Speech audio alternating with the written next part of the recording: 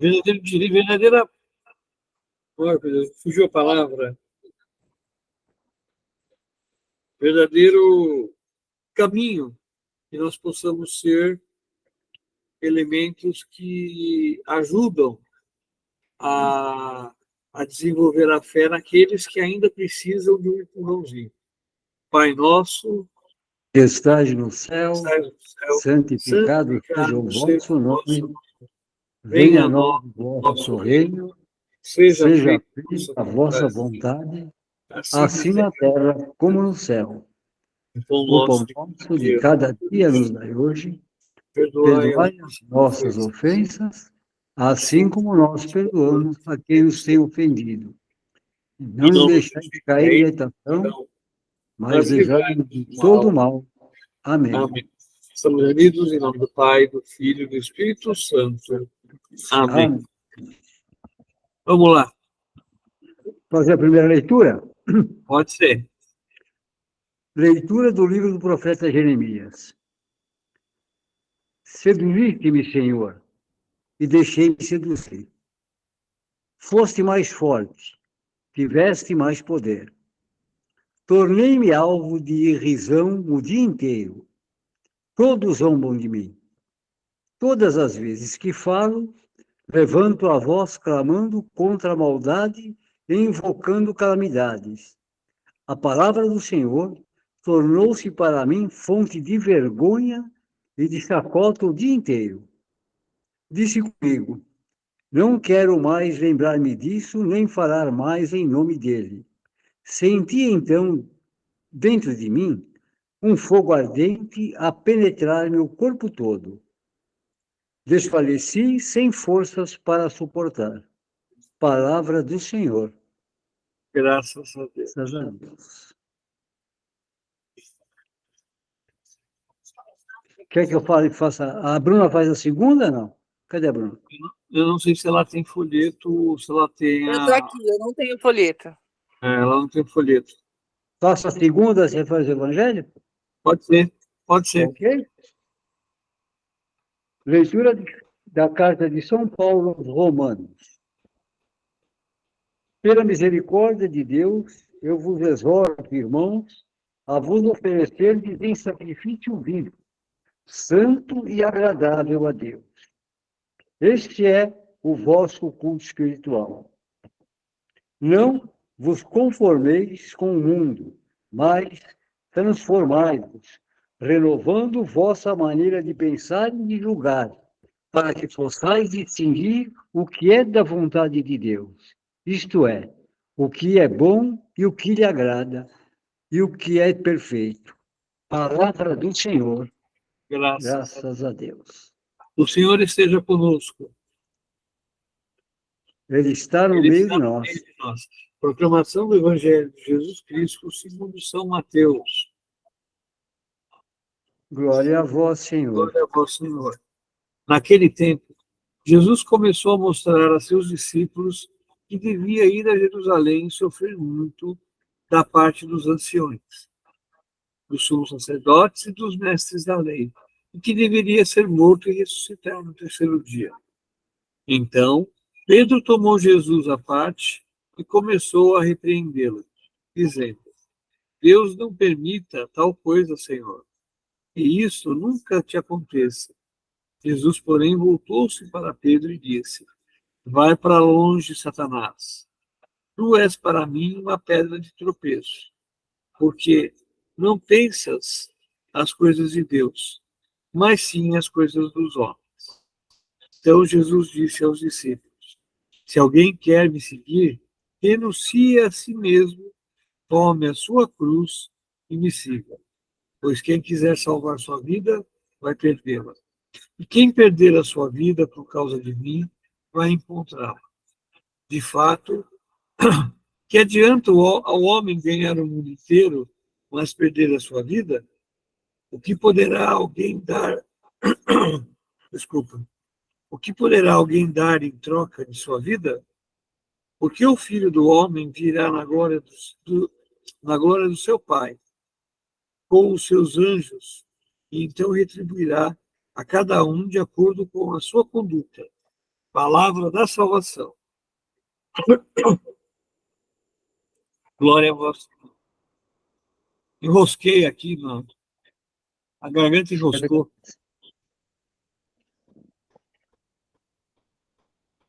Então, vamos lá. O que a gente tem da primeira leitura? Aqui bate, as três hoje praticamente batem, né, cara? Inclusive já é o desenho do 22º domingo no folheto são as cruzes, né? Uhum. É. Jeremias, ele sente-se envolvido pelo Senhor, mesmo sendo motivo de piadas e deboches. Continua na sua caminhada, carregando a sua cruz, com total confiança em Deus, né? Porque ele chega, tem hora que ele chega a desanimar, né? Mas ele, alguma coisa mais forte, né? Fala, pega a sua cruz e vem comigo, né? Bom, o que a gente pode falar dessa situação de Jeremias? A gente tem aqui uma série que nem o senhor José colocou, né? Uma série de pontos que vem crescendo ou vem construindo uma relação. Agora, a primeira coisa, uma fonte de vergonha e de chacota. O que se tornou fonte de vergonha e de chacota? Por quê? O que aconteceu com Israel, com o povo, tá, na história para acontecer isso? Então, a primeira coisa, a gente tem que pensar o quê? Deus constitui o povo. Tá? Um povo de homens, seres humanos. O ser humano, por si só, é falho. Então, Deus cria um povo que conviveu com o próprio Criador, por assim dizer, numa fuga que durou 40 anos. Todos aqueles que saíram na fuga morrem no caminho. Aí você vai tendo toda uma construção, toda uma concepção de povo novo, né? Então, o povo vai mudando, tá? O pensamento vai mudando, a sociedade vai mudando, tá? E esse mesmo povo vai sendo influenciado. Tá? Influenciado por quem? Ele vai sendo influenciado pela própria situação social. Quem que eram os grandes líderes nessa época, na época de Jeremias? Olha, primeira coisa, nós estamos aqui vivendo a, o o pré-crescimento, né, ou o crescimento das grandes civilizações do fértil crescente. Então, você tem o crescimento iminente dos babilônios, dos assírios, e você ainda tem uma forte influência dos gregos, dos egípcios. Né? E todos esses, né, Zacarias, eles adoravam deuses pagãos, né? Eles A eram grandíssima maioria, eles eram né? politeístas. Né? Todos eles eram politeístas. Todos. É. Aí você tem o quê? Você tem um país pequeno em dimensão, mas importante, por quê? Porque está encravado entre o mar e um grande deserto. Tá? Que Israel nada mais é do que uma passagem da Síria para o Egito. O Egito aqui já tinha perdido o seu grande clamor, né? A sua grande civilização. A grande civilização egípcia já tinha caído. Isso aqui é por volta de 730 a 760 a.C. Aliás, 760 a 730 a.C. Tá? Então, é a época que Israel está prestes a cair na mão de Nabucodonosor. Né? É a primeira dominação, é o Reino do Norte. E depois vai cair na mão de Dário. Então vai cair para os assírios.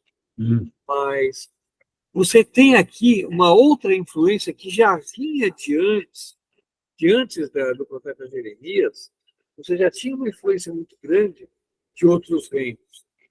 E se a gente pegar Salomão, filho de Davi, né? Davi, a gente sabe a história, como Davi se corrompeu e como ele denegriu a imagem do Senhor. Casou com a egípcia lá, tal. Que ele manda matar o Marido da... general para ficar com a esposa dela, com a esposa dele, né, que é a mãe de Salomão, todo aquele problema que Salomão, perdão, que Davi constrói, né, ele rompe.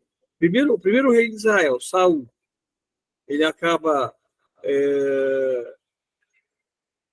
destituído por Deus. Depois você tem o outro rei que seria Salomão, também acaba sendo meio que influenciado. Você vê, os textos da Bíblia começam a ser escritos na época de Salomão. Salomão é o primeiro a colocar os textos no papel. E ele tenta justificar muito da sua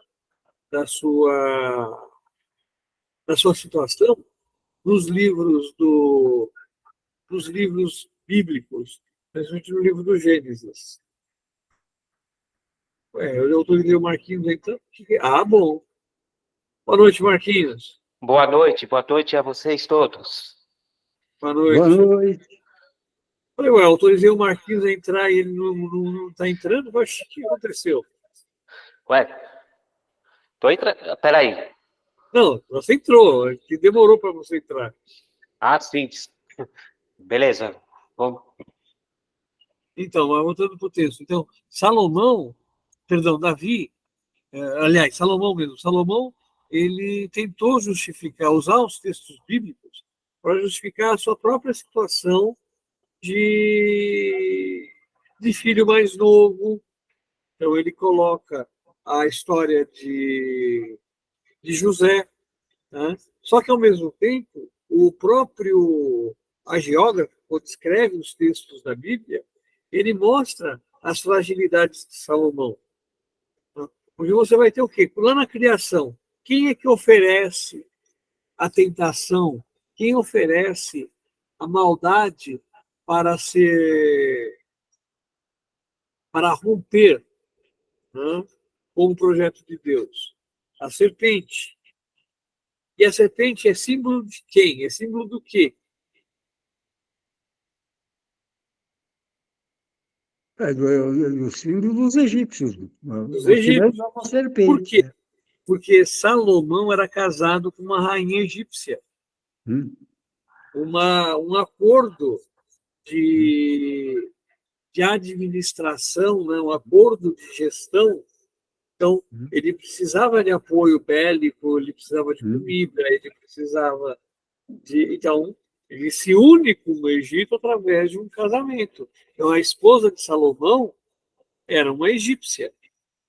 Então, ela traz junto com ela não apenas a possibilidade de você ter uma estrutura bélica melhorada, de você ter uma alimentação melhorada, de você ter recursos, mas você traz também a parte cultural, a parte religiosa, que acaba influenciando o povo de Israel.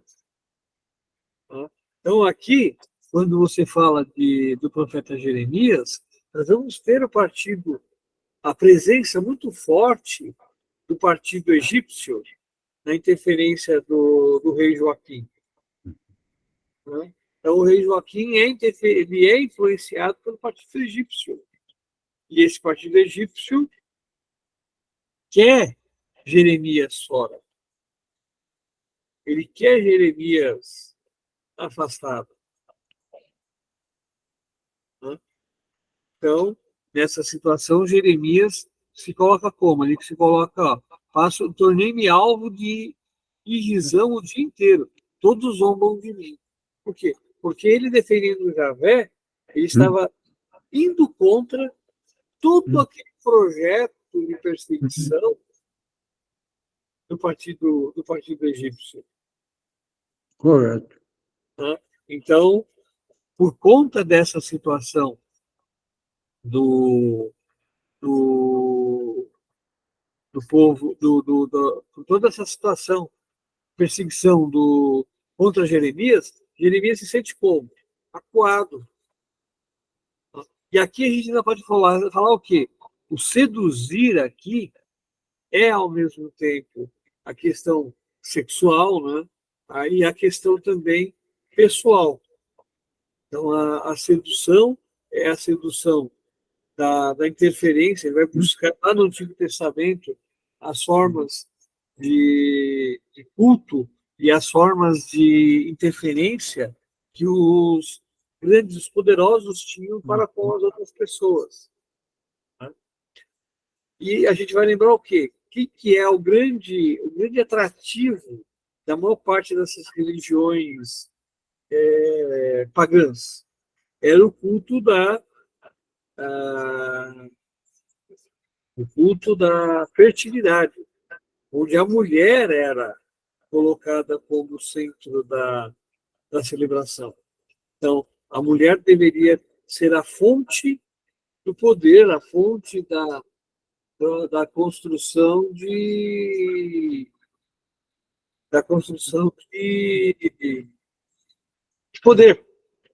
Aquela Isis era a deusa de tudo, né?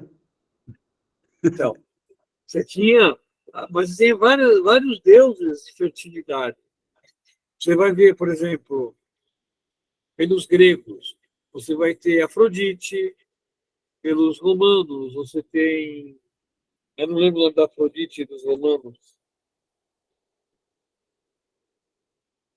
Mas você vai ter os vários deuses. Tem a Vênus também, né? Hã? A Vênus, né? Parece que também Vênus, isso. Os romanos é Vênus. Para os gregos é Afrodite e para os romanos é Vênus. Tá? Então você tem a santificação, né?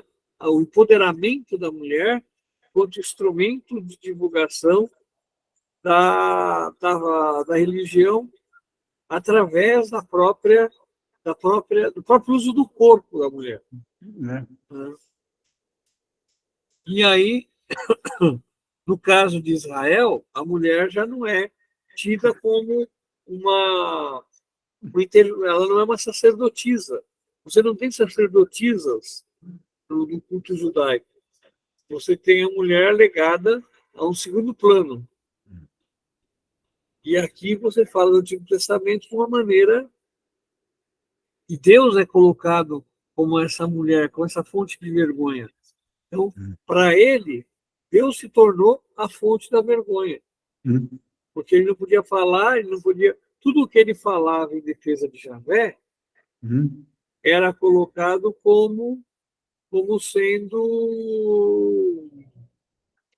Ele colocava como fonte Motivo de de Javé, era zombaria, colocado. besteira, né? Oi? Como besteira, motivo de zombaria, né? É isso, o tipo de zombaria, exatamente. Então, você tinha um contra-testemunho. Ô, Bruno, você não se machucou quando caiu, não, né? Você tinha um contra-testemunho da, do povo para com Javé. Então, eles ignoravam Javé, né? Eles ignoravam Javé, tentando valorizar a cultura dos outros. Né? Mas, mesmo assim, Javé vai fazer com que ele se torne.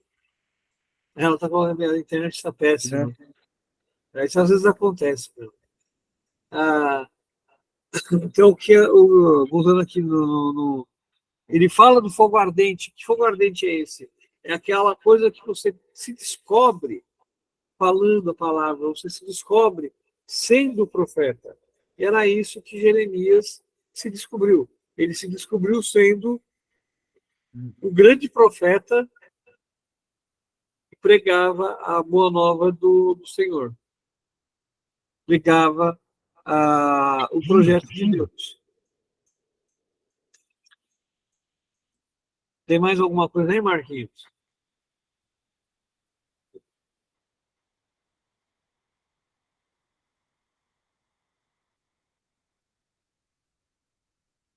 O microfone está fechado, Marquinhos. Ah, aqui. Uma coisa que eu ia falar aqui, interessante aqui. Não quero mais lembrar-me disso, nem falar em nome dele. Senti dentro de mim um fogo ardente a penetrar o corpo todo e desfalecer sem forças para suportar. Então, eu fico pensando assim, para um homem só, que nem Zacarias, é Zacarias ou é Jeremias? Sim, Jeremias. Jeremias. Então quer dizer que ele estava como se sozinho, sabe? Ele se sentindo sozinho, né? Fala, como é que eu vou falar para o povo? O que que eu vou falar? O que que eu vou falar diante do povo, né? Quem sou, né? Para falar de Deus, do nome de Javé, né? Para eles, né? Então eu vejo que ele teve que enfrentar uma, umas terríveis dificuldades que ele teve que passar, né? E Deus ali com ele ali tudo, né? E tem esse momento aqui, ele parece que ele está desistindo, que ele está querendo desistir de falar, porque ele está aqui dá para entender que ele demonstrou assim aquele medo de falar. Então eu falo que ele fala que ele não pode, porque ele, porque ele fala que sozinho ele não poderia do jeito nenhum, sozinho, porque ele se achava assim como que, até mesmo pequeno, assim, incapaz assim de falar, assim, de profetizar, né? Porque o povo daquela época, eu não sei, uma época assim que ele pegou assim, provavelmente uma região assim, se não, como que fala? Ai, e colocou assim, numa região assim, então, onde onde o paganismo era assim muito forte, assim, tudo, né? E além do mais, e além do mais, ele pega também o povo de cabeça assim meio dura também, né? Meio? Uma de cabeça dura, né? Então, e isso, com certeza, o povo de Deus, os judeus também, eles enfrentaram toda essa dificuldade, toda essa, né? E não é fácil assim, se você ser profeta diante de uma realidade, diante de uma realidade onde o povo não queria aceitar, certo? Onde ele era taxado como alguém assim, como alguém um bobo, sabe? Então, e não é fácil para, quer dizer, falar de uma de uma realidade de, né, pregar a verdade ali no meio ali. Isso foi um desafio muito grande para Jeremias. Eu não sei se é um deles, eu não sei se quem, pelo que eu sei, pelo que eu sei também, daquele tempo também provavelmente lhes valeu também o martírio, a sentença de morte que ele teve que provavelmente enfrentou. Eu não sei se foi já Jeremias ou se, né, que, que consta-se que ele foi partido ao meio, certo? É uma coisa assim. Jeremias, eu acho que não. Pelo que eu me lembro, Jeremias, ele tinha. Ele acaba preso, mas eu não lembro se ele foi martirizado, não. Tá? Pode ser outro Jeremias que tenha sido martirizado já dentro do cristianismo. Esse Jeremias eu acho que não chegou a ser martirizado, não. Ele foi preso, depois ele foi solto, depois ele é preso de novo, depois é solto de novo, tem um monte de vai e vem. Mas uma coisa interessante da gente pensar, focando nessa leitura de Jeremias e focando no mês da Bíblia e focando também na questão da nossa própria liturgia, da nossa própria situação, é o convite que Deus entrega a cada um de nós. Por mais que nós tenhamos dificuldade para realizar alguma coisa, como nós continuamos a fazer essa coisa? Né? Então, nós somos convidados, cada um de nós foi convidado a ser leitor, foi convidado a abraçar essa tarefa, e nós enfrentamos frio, chuva, dificuldades. Você, por exemplo, trabalha lá na Rua Paula Souza, não é isso? E mora em Guaianazes. Então, quer Sim. dizer, você atravessa a cidade de São Paulo para conseguir chegar até tua casa e mesmo assim nem participar da liturgia. Então, tudo isso, Marquinhos, são os enfrentamentos que a gente também recebe de Deus. Né? E Deus não fala assim, olha, peraí, você foi, mas para mim é difícil, eu tenho as dificuldades, eu tenho... Não, mas peraí, você foi chamado para ser. Então, seja, né? Você é convidado a ser. Né? Isso. Você é convidado a ser, você é convidado a ser leitor, você é convidado a ser ministro, catequista. Né? Agora, você vai aceitar ou não? Muitas vezes a gente fala assim, não, eu não sou digno. E aí, quando a gente vai fazer memória daquela passagem de Isaías 6, que o anjo vai lá, pega com a tenaz a brasa do altar e vai purificar sua boca. Ou o livro de Jonas, quando você tenta fugir do projeto e mesmo assim o projeto te lança aonde você tem que estar. Então, Deus nos oferece esse fogo ardente, essa vontade de nos tornarmos seus discípulos e seus trabalhadores. Mais alguma coisa, seu José, Bruno? De minha parte, ok. Da minha também, ok. Bruna, você quer falar alguma coisa?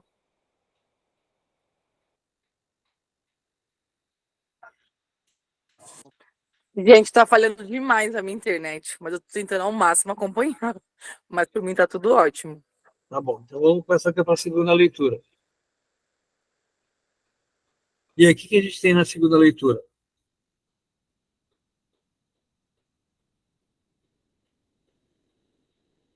Primeira coisa que eu gostaria de chamar a atenção para vocês é essa questão do sacrifício vivo. É. Tá? Por que sacrifício vivo?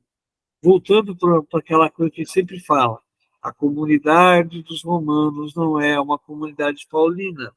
A comunidade dos romanos é uma comunidade que Paulo visita. E todo povo antigo, ele tem como base de fé o sacrifício. Seja o sacrifício humano, seja o sacrifício de animais, mas ele sempre tem como base o sacrifício. E aqui você tem uma inversão de papéis. O que é um sacrifício vivo?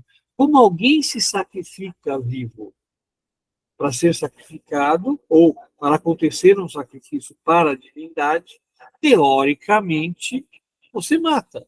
A palavra sacrifício vem de tirar vida, oferecer o Então, local. Zacarias, então aqui eu fiz resumir aqui, o sacrifício vivo é entregar-se inteiramente a Deus e não se conformar com as estruturas injustas e corrompidas, né? Que é o que ele quer passar para a turma. Então, esse é o ponto chave. Você ser sacrifício vivo pressupõe que você está disposto a mudar, a cortar na sua própria existência todo tipo de maldade. E a maldade, como a gente sempre comenta também, ela tem que ser observada não pelo simples fato da maldade, mas ela tem que ser observada com foco na sociedade. Então, uma sociedade de hoje vai ser diferente da sociedade daqui a 20 anos. A sociedade de hoje é diferente da sociedade dos anos 70. Tá? A sociedade de hoje é diferente da sociedade dos anos 80. Há 20 anos atrás, o comentário feito pelo vereador que deve sofrer o processo de Vítima. de Pittman, né, de cassação, É do Cristóforo, o racista lá, né? ele fez um comentário: não lavar a calçada é coisa de preto. Eu diria para ele, que lavar a calçada é coisa de estúpido, porque você está jogando água fora e a água é um bem muito precioso. Né? Então, ao contrário do que ele colocou, não lavar a calçada é coisa de preto, lavar a calçada é coisa de estúpido. Ele é estúpido duas vezes. Estúpido por não saber se comportar perante a outra pessoa e estúpido por se preocupar em lavar a calçada. Tá? Agora, a questão do racismo, e traz aqui para nós também essa questão do sacrifício vivo, a questão do racismo é uma questão muito forte na nossa sociedade. Agora, quando se fala de raça, qual é a nossa raça? Nós somos todos homo sapiens.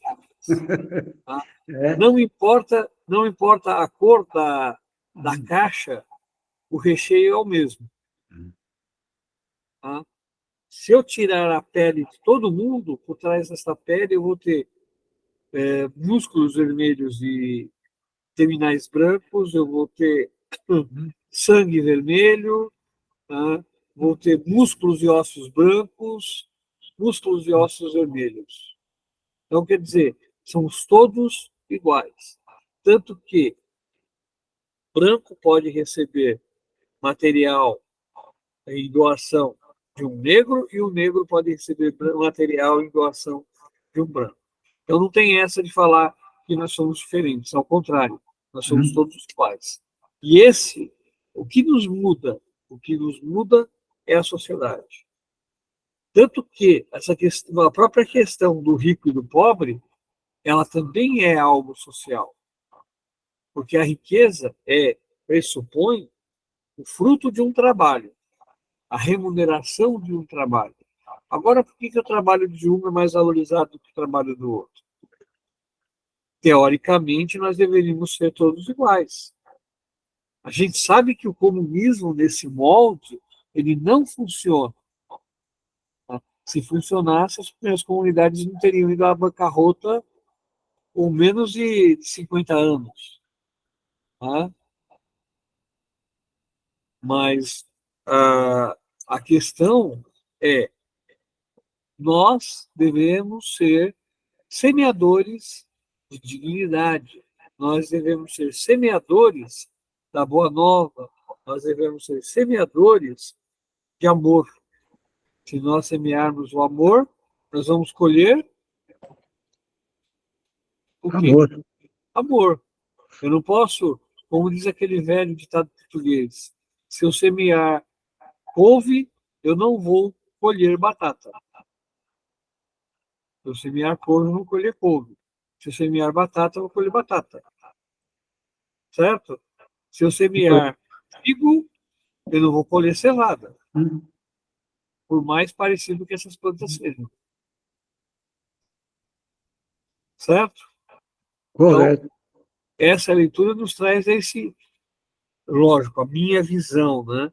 Me traz essa configuração, tanto do sacrifício vivo, da doação, da vivência, como uma construção para uma sociedade mudada, para uma sociedade nova, para uma sociedade limpa.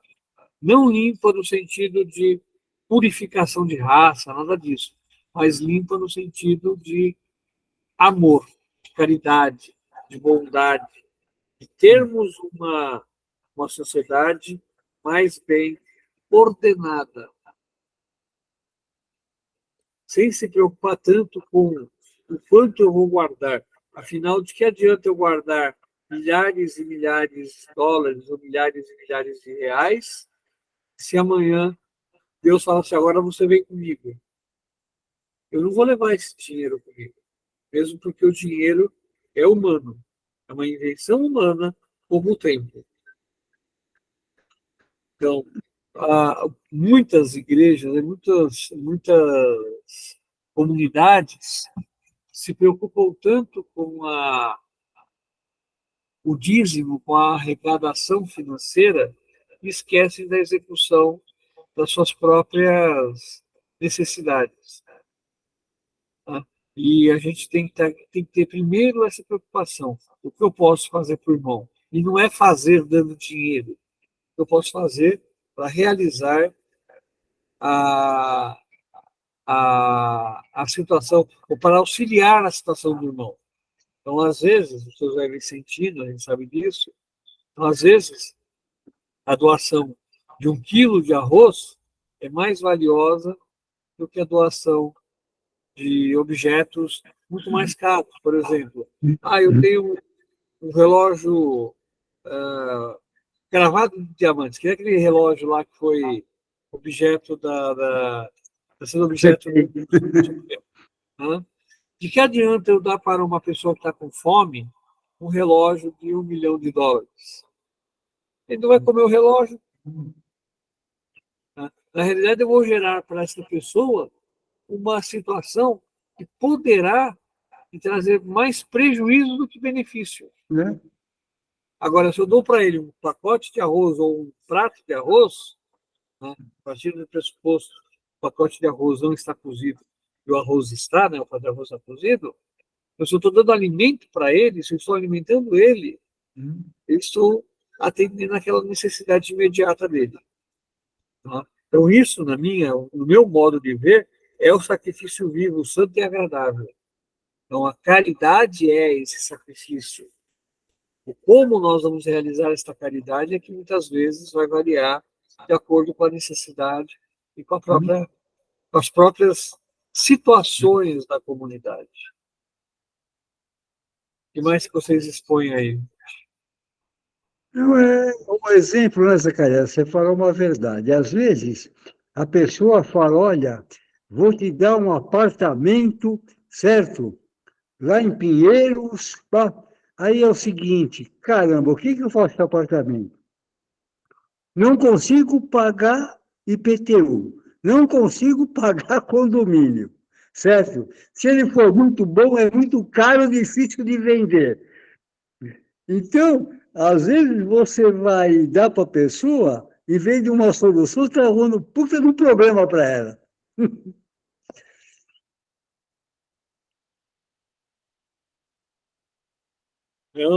São situações que a gente não considera, não pondera. Não pondera, exatamente. A gente não pondera a real situação. Às vezes é um pondera presente, a real necessidade. às vezes é um presente de grego mesmo. É.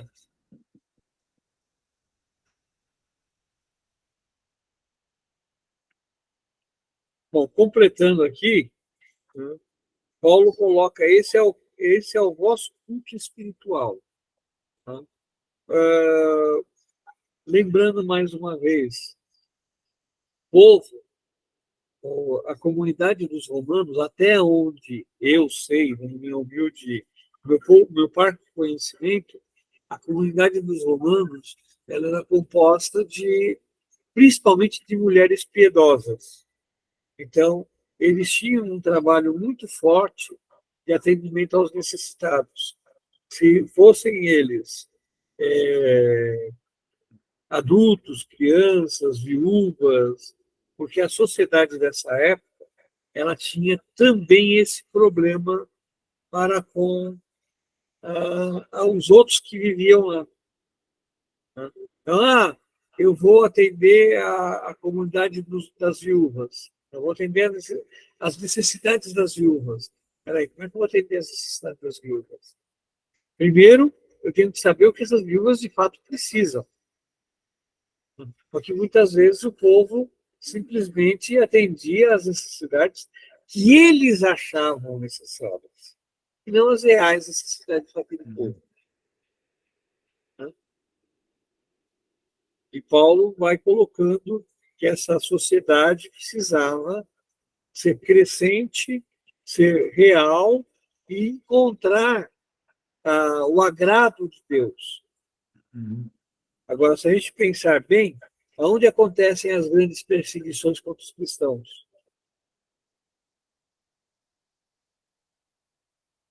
nós temos dois lugares onde a perseguição aos cristãos é muito marcante. Onde são? Caramba, lá. Oh, é lá nos rame-rame, lá nos. É em Roma. Roma. No passado. No passado, não. Estamos Tudo falando bem. dessa época. Dessa É época.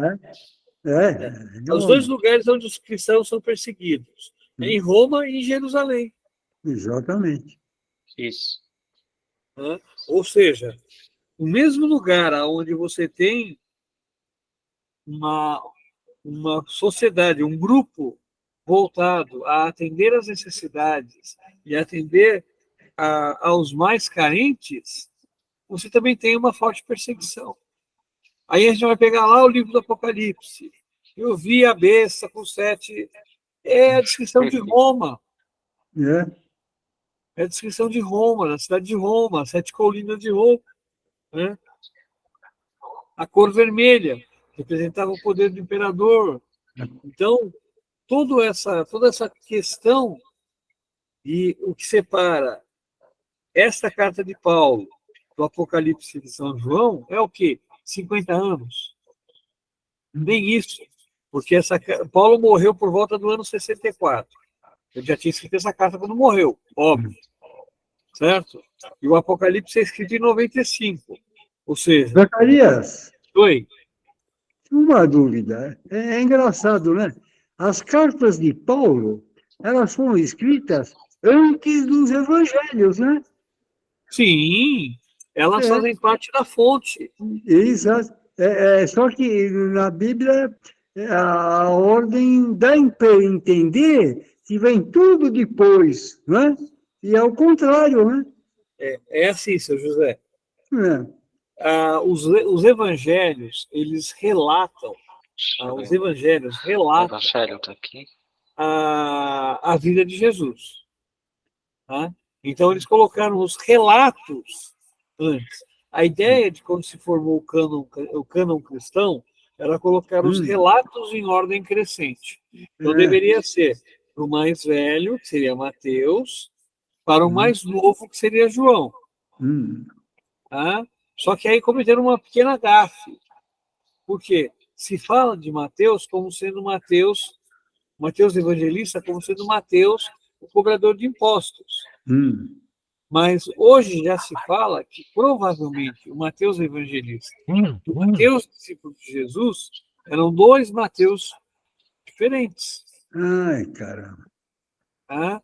Então, mas pode ter sido o Mateus, que lembra, toda a Bíblia, inclusive o Novo Testamento, começa oralmente. Depois é que não vai ser escrito. Certo. Tá? Já as cartas de Paulo são escritas para resolver problemas comunitários. A única carta que não traz um problema comunitário é a carta aos Romanos.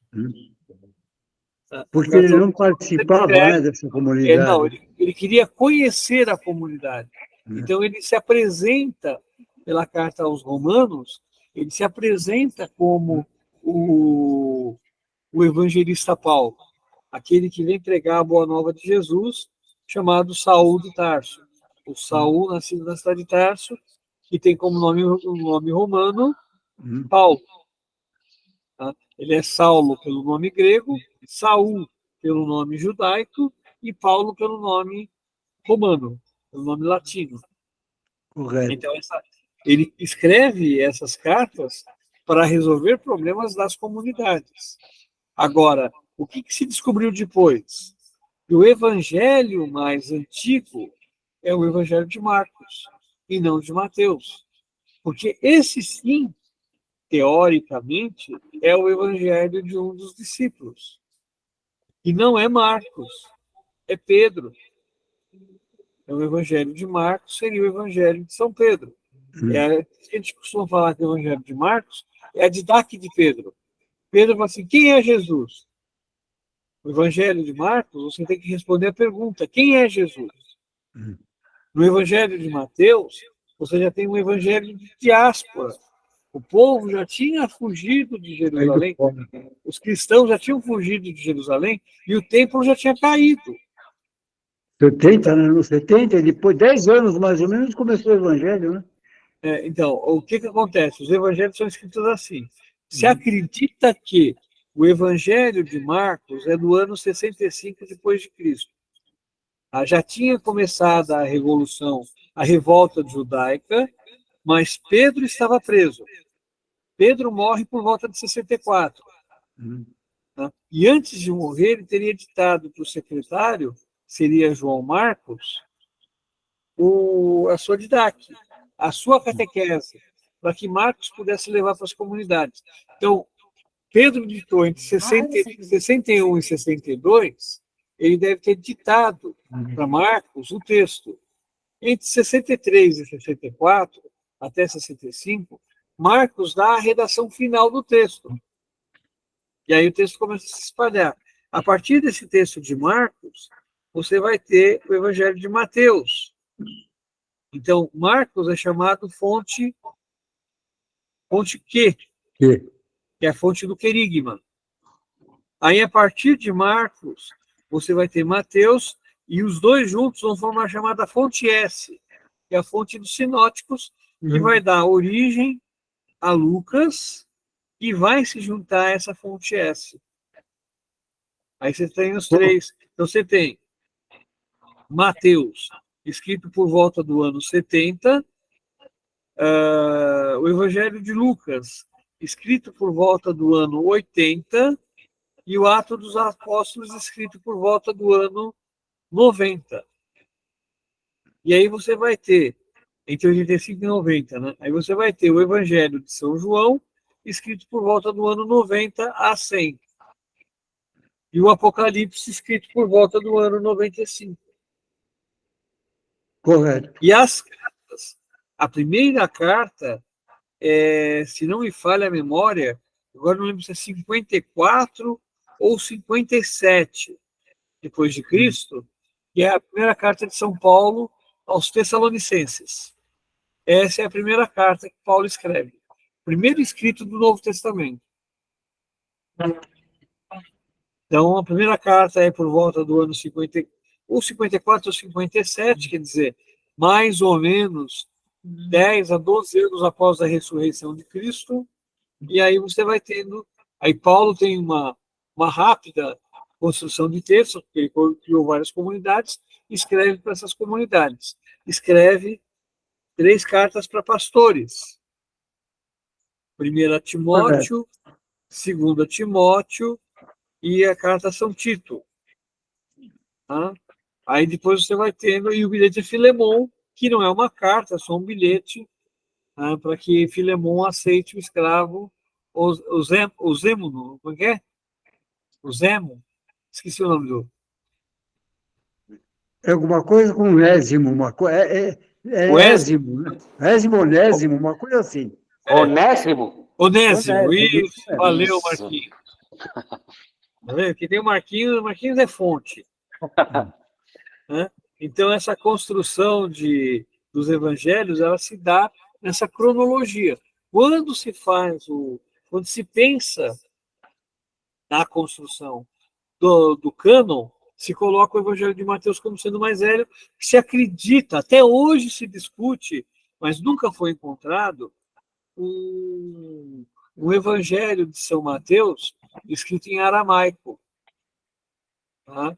Mas não existe, nunca se encontrou um texto escrito em aramaico, mas ele foi escrito para a comunidade judaica. Tá? Mais alguma coisa dessa parte de leitura da carta, ou podemos passar para o Evangelho? Por mim tá bom.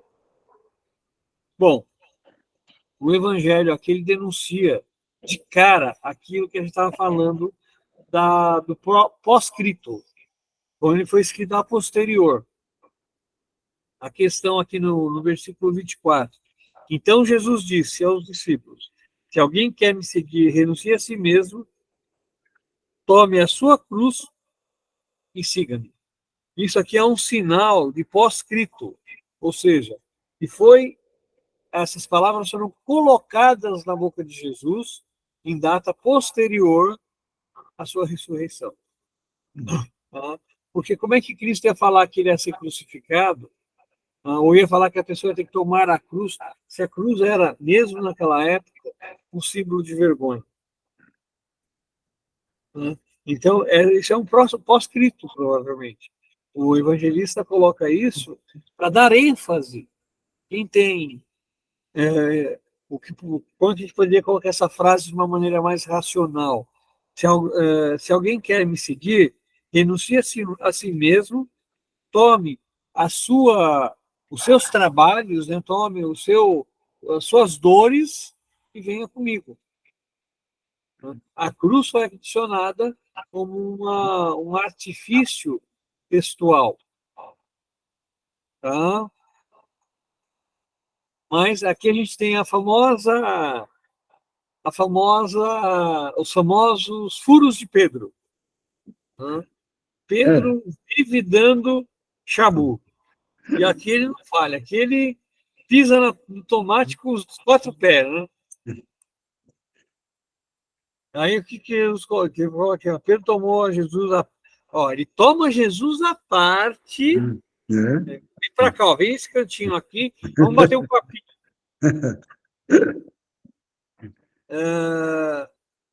Que dizendo, Deus não permita que tal coisa, Senhor. Quer dizer, ele coloca assim, não, você não pode morrer. Aí que Jesus vai para longe de Satanás. Aí a gente tem que lembrar o que é Satanás. A gente coloca muito. A Lúcia falou aqui que é o cachorro da bruxa de 71, a dona Clotilde, Satanás. A gente coloca muito Satanás como sendo a representatividade do mal. Mas a gente tem que separar diabo, Satanás e o próprio mal. Diabo, Satanás é o divisor. Diabo Ai, caramba, eu nunca lembro. Satanás é divisor, é aquele que divide. Separa. O diabo é o que... Na realidade, os dois têm o mesmo princípio, né? Muda a língua. Muda a língua. O diabo é da origem grega e Satanás é latina, ou é ao contrário, não lembro mais. Mas, basicamente, isso quer dizer a mesma coisa. Não tem nada a ver com a manifestação do mal. Né? Tem a ver com a separação. E por que tem a ver com a separação? E quando eu separo alguém ou algo, eu conquisto. Já falava o chinês, que escreve aquele livro Guerra... como é que é? A Arte da Guerra. Dividir para conquistar. Napoleão também, né? Divide e impera, né? Na realidade, Napoleão já toma o livro, agora o nome do chinês, ele toma o livro dele, era livro de cabeceira de Napoleão. Porque ele mostrava bem essas coisas. E o dividir para conquistar, se eu quero destruir uma comunidade, eu a divido. Eu crio um monte de pessoas falando que a comunidade é minha, só eu que sei, só eu que faço, não sei o quê, eu destruo a comunidade em 3 tempos. Tanto que a gente já tem aquela... Quando a gente fala no casamento, o que Deus uniu, o homem não separe. Ora, por quê? Porque se eu separar, eu destruo. Então, aqui Jesus coloca o quê? Que o mesmo Pedro, que ele nomeia como pedra fundamental, como a pedra angular, como a pedra base, como fundamento da igreja, aqui ele coloca como pedra de tropeço. Percebe? Então, quer dizer, como se troca o papel de alguém pelo simples olhar de uma frase ou de uma ação social. Né? A gente costuma falar que o inferno está cheio de boas intenções. Não é verdade? O inferno está cheio de boas intenções, porque a gente tem boas intenções, mas não consegue levá-las a termo, não consegue levá-las à frente. E acaba prejudicando a própria existência da vida. A vida acaba destruída porque a gente queria fazer com que ela fosse melhor. Sabe por que que isso, sabe que é isso daí que eu entendo assim? Então, é porque, é porque muitas vezes o empecilho, o medo de se arriscar, é isso. É isso que acontece, que o que mais estraga a existência humana não é isso daí, certo? Eu falo que eu quero fazer alguma coisa, assim, tudo, eu falo, e prometo algumas coisas, aí fala, e não, aí de repente, quando chega na hora H, cadê a coragem?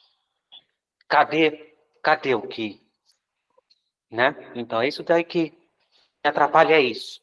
O medo é uma coisa que atrapalha, certo? Então, o medo, ele é inerente ao ser humano. Agora, o que a gente tem que tomar cuidado para que esse medo não nos domine? Né? Porque se o medo nos dominar, nós vamos ser destruídos pelo próprio medo. É as trevas. O medo, ele pode ser representado, ou pode ser uma visualização das trevas, quando nós nos deixamos seduzir pela dificuldade. Nós deixamos de viver pelo simples fato de ter medo de viver, de ter medo de fazer. É a síndrome do pânico, assim, no seu grau mais extremo. Hum. Né? A gente não consegue fazer nada porque tem medo de tudo. O que mais que a gente tem aí, gente?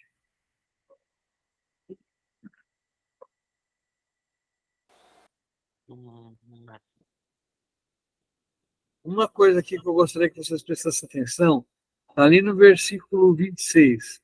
De fato, que adianta o homem ganhar o mundo inteiro, mas perder a sua vida? É aquilo que ele estava comentando. De que adianta eu juntar uma fortuna e amanhã morrer? O dinheiro é uma invenção humana. E nós, a própria igreja em si, é uma invenção humana. A igreja nada mais é do que um conglomerado de pessoas que deveriam estar valorizando a Deus. Por que deveriam? Porque muitas vezes a gente coloca Deus lá na caixinha, lá no sacrário, isola Deus lá, deixa ele bem fechadinho, bonitinho, intocável, e vamos viver o nosso ego.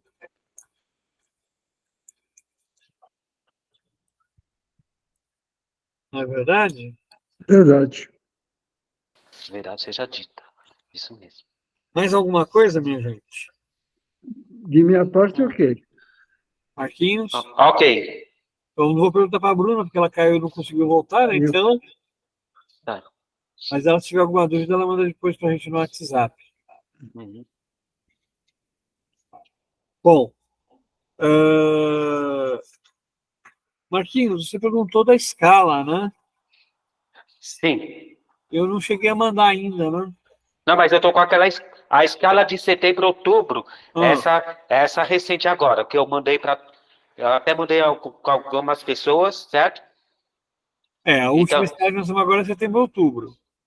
setembro e outubro, porque, e portanto, que eu vi que a minha, que do meu grupo, a gente vai ser às 7 da manhã, Ah, tá. Esse, às 6 da manhã agora na. no Nesse domingo que dia. vem agora, no dia 3, certo? Você é o grupo 5. Isso, Ah, não, tá certo. Aí a gente é às 10. é, É, a missa é das 7h30 da manhã, às 7 da manhã da sexta-feira, a Newsette conseguiu 2 leitoras que vão fazer. Se vocês quiserem e puderem, manda amanhã ou depois uma oração dos fiéis, focando nas leituras e na questão do grupo de oração, do Sagrado Coração de Jesus. Tá? Eu perguntei para o Padre Anísio se ele não tinha como alterar essa missa. Aí ele me falou que o São José já sabe, né, mas só o Marquinhos está sabendo, que a sim. primeira sexta-feira do mês ela é mundialmente dedicada ao Sagrado Coração de Jesus.